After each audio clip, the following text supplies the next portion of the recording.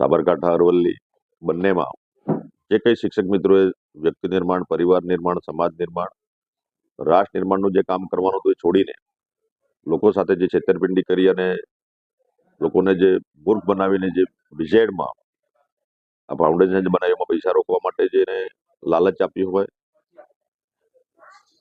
એમાં પ્રોત્સાહન આપવાનું કામ કર્યું હોય અને જે ગરીબ લોકો, મધ્યમ વર્ગીય લોકો જેમને આખા જીવનની જે મૂડી હતી એ એમાં વધુ વ્યાજ આપવાની લોભ લાલચ આપીને લોકોને ઠગવાનું કામ કર્યું છે.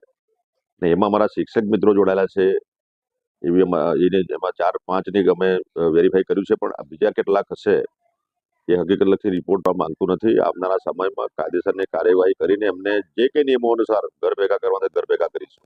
પણ એની તપાસ અમારી અત્યારે ચાલુ છે. હાલમાં જે કંઈ 3-4 શિક્ષકોના નામો આવ્યા એમને નોટિસ આપીને ખુલાસા માંગ્યા છે અને પોલીસ તપાસ અને સાથે સાથે શિક્ષણ વિભાગ બંને આની પાછળ લાગેલા છે. અને ભવિષ્યમાં પણ મારી વિનંતી છે કે આવું ના થાય અને જનતાને પણ મારી નમ્ર અરજ છે કે આપણું સરકારી આટલી બધી યોજનાઓ છે, સરકાર આ યોજનાઓ આપી રહી છે, એનો લાભ લો. પણ આવા કેટલાક લેભાગુ તત્વો જે ખોટી લાલચ આપીને લોકોને ભ્રમિત કરીને જે પોતાની જીવનભરની મૂડી હડપવાનું જે કામગીરી કરી રહ્યા છે સમાજ સેવાના નામે, એવા લોકોથી પણ સમાજે પણ ચેતવા જેવું છે.